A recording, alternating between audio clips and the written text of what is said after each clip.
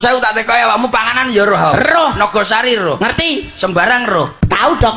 Berarti tahu mangan. Ya tahu. Panganan apa sing bungkusnya ning jero panganan? Nogosari. Oh, duduk. Madu mongso. Duduk bungkusnya ning jaba. Lemper. Lemper bungkusnya ning jaba. Madu mongso. Bungkusnya ning jaba. Nogosari. Bungkusnya ning jaba. Lemper. Loh, bungkusnya ning jaba. Madu mongso. Bungkusnya ning jaba.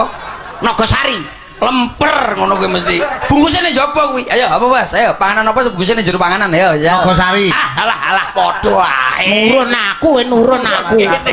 Ya nurun, lemper. Lah, lo padha nek. Ayo jajal. Ayo. Panganan apa bungkusnya? Madu mongso. Lah, alah padha karo kene. Panganan katok. Panganan apa sing bungkusnya ning jero panganan? Karo. Kuwi panganan salah kedaden, Dek. Ora enek ning donya kok panganan bungkusnya ning jero iki gak enek. Mesti kudu ning jaba, Bos. Kuwi berarti sing gawe pekok. Berarti jenenge panganan Salah kedaden. Daerah Jawa Tengah kuwi udut. Lah ning kono jenenge apa? Abang-abang congor. Lho. Gak basa to cangkeme wi. apa ya ora panas ngono iki. Basa abang-abang congor iki lah. Lah maknya jenenge nggone yak udut. Kowe abang-abang congor. Nek bapak kenyang kan senenge nek udut sing ngrokoke jingasu kae. Si Samsu. Walah bos mbok liyane iki to bos wis ndak kena. Iki gak kena digarap bocah iki. Iki rokok Ji Samsu jujeng asu. Nyapa iso jingasu iki lho. Ji Samsu rokoke. Alah lali aku. Ji Samsu. Kleru. Ji Samsu. Apa beda, Pak? Ya Oh, beda. Iki nek wong lanang. Kan loro telu papat tuh.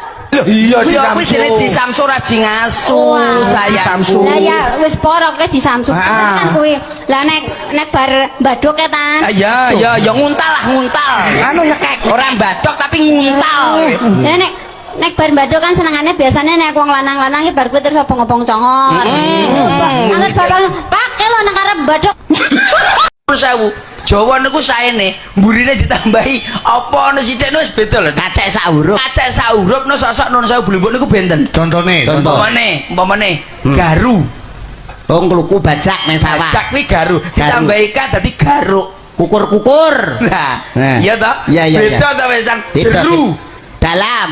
Lelak jeruk. Buah. Loh, kan pun benten. Oh, iya, Bos. beda. Dados tambahi ka ngono. Wis, wis. Turu karo Iki lho sing gak seneng ya nggon iki. Pas turu lah aku gak seneng. Lho aku. engko lah gak melo aku, gak melo sediluk melo. Kok tambah ika ora horor. Ora. Sapa ben nambahi ka, aku ora nambahi ka wae. Lah turu lho ora wis mirip karek saiki nyenggol wis tekan gone. Lho, ora aku ora nambahi ka, turu karo turon niku kan benten, Bos. Turu ki awake dhewe turu, turon ki panggonane turu. Ora mek tambah ika ta. Sapa sing ape nambahi? Tambah ono. Ngawur rek. Wong kene wis nutup-nutupe ora ape nambahi, aku mung bedane.